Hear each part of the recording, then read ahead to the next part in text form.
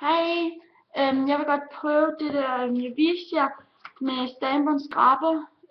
Det her, der vil jeg godt prøve at lave det på en negl, så jeg kan se, hvordan jeg brugte det. Jeg har min veninde Natasha, som jeg lægger det på, for jeg er meget dårlig til at gøre det på mig selv. Vi starter med en base coat, og det er bare en fra D-pen, hvad man kalder det. Og den ligger så på alle neglene i et lag, som ikke er for tyndt og ikke er for tykt. Så lægger du bare helt almindeligt som neglelak. Og den er jo gennemsigtig, så det sker ikke noget, hvis det kommer ud fra neglen.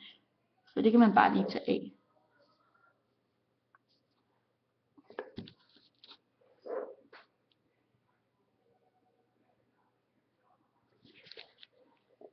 Og så skifter hun lige hånd. Og jeg lægger bare sådan et okay tyndt lag, ikke for tykt, ikke for tyndt, det sagde jeg vist også lige før.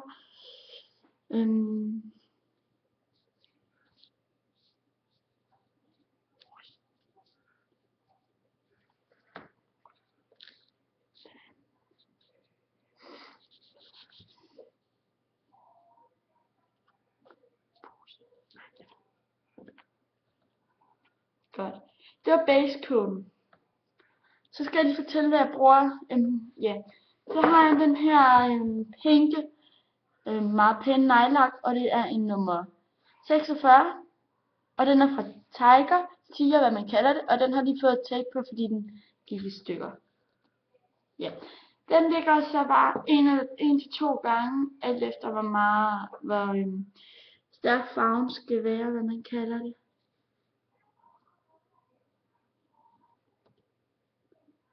Bare som helt almindeligt, eller.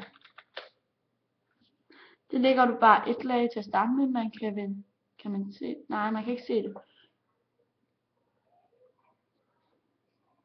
Men det gør jeg i hvert fald. Og det gør ikke noget, hvis det kommer ud for sådan noget, fordi hellere gøre det pænt inden på neglen, end at man skal gøre det pænt udenpå, eller hvad man kan sige, fordi at det kan man jo altid fjerne, det der er udenfor, men man kan ikke altid fjerne den der indenfor, uden at tage det helt.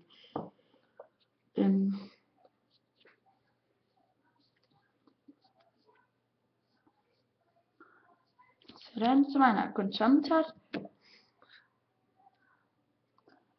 Så kommer det for meget. Og for meget igen.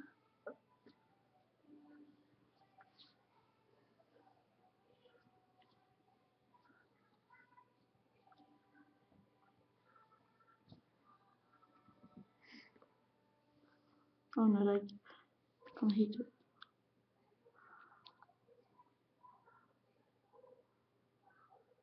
Godt, så skal den hånd tørre, så går jeg videre med næste hånd.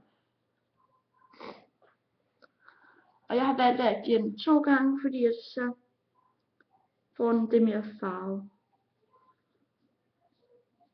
I forhold til ellers.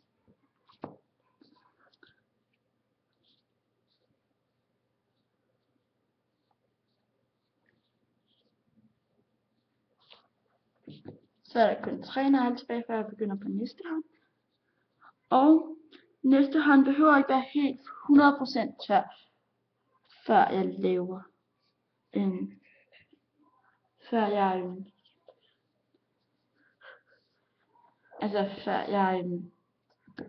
hvad nu det hedder, laver hvad er nu det hedder? Jo, jeg laver anlæg. Og hvis I kan se, så røg der lidt udenfor på den her, men det tager jeg bare. Og så går jeg i gang med den her igen. Den jeg starter med. Nu kan man se, at den får en rigtig flot pink farve, hvis man kan sige det på den måde.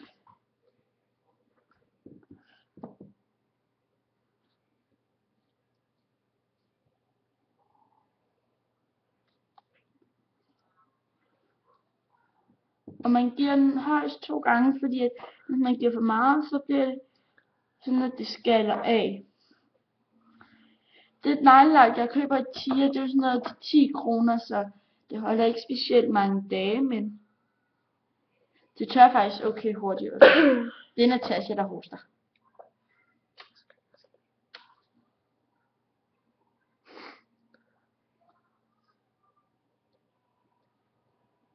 Sådan, så skal jeg have den sidste hånd.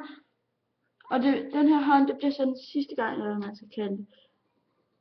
Og den her gang, der skal de være sådan 99% tørre, fordi ellers så går det bare galt, når jeg skal til at lave mønstret. Men 100% behøver det heller ikke være, men 99%.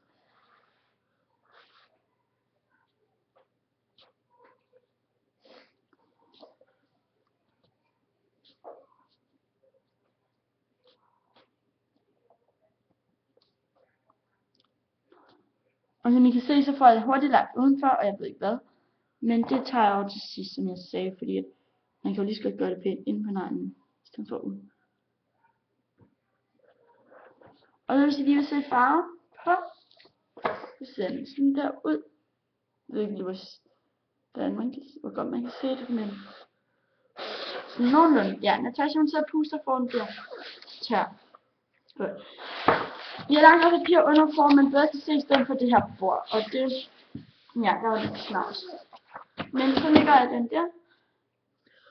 Og så har Natasha valgt at puste i stykker, men det er så hendes problem. Så tager jeg min, den her sølvagtige fra det pænt, og så tager jeg min prægeplade her, og jeg har valgt at puste jordbær på. Så tager jeg de og den her skraber. Hvis du puster for hårdt, går det i stykker. Okay, så tager jeg og lægger et okay lag på. Ikke for tykt, ikke for tyndt, og det skal ud over hele det mærke, man vil have, som I kan se her. Tager jeg den her, og det her skal gå lidt hurtigt. Og så tager jeg det på, og så sætter jeg den over på neglen. Så det gør jeg det samme med den næste. Skal vi hurtigt mærke, om de var tørre. Det var de sådan nogle. Så gør jeg det samme her og dækker den. Tager min skraber over og der og på neglen. Og jeg gør det igen.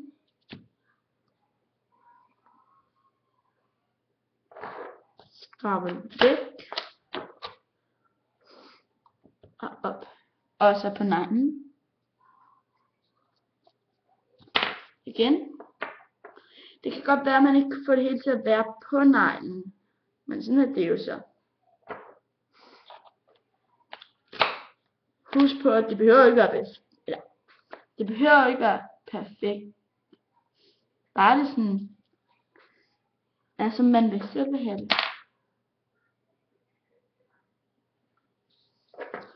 Så går jeg til gang med tommelfingeren på den her.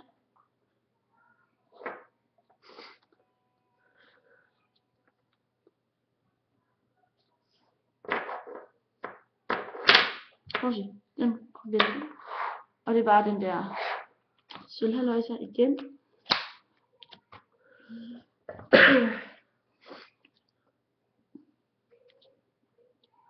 Ja. Sådan. Så sætter den ned, og så til sidst lægger man en topcoat. Hold da kæft. Ja, det er Natasha. Og så Stacy.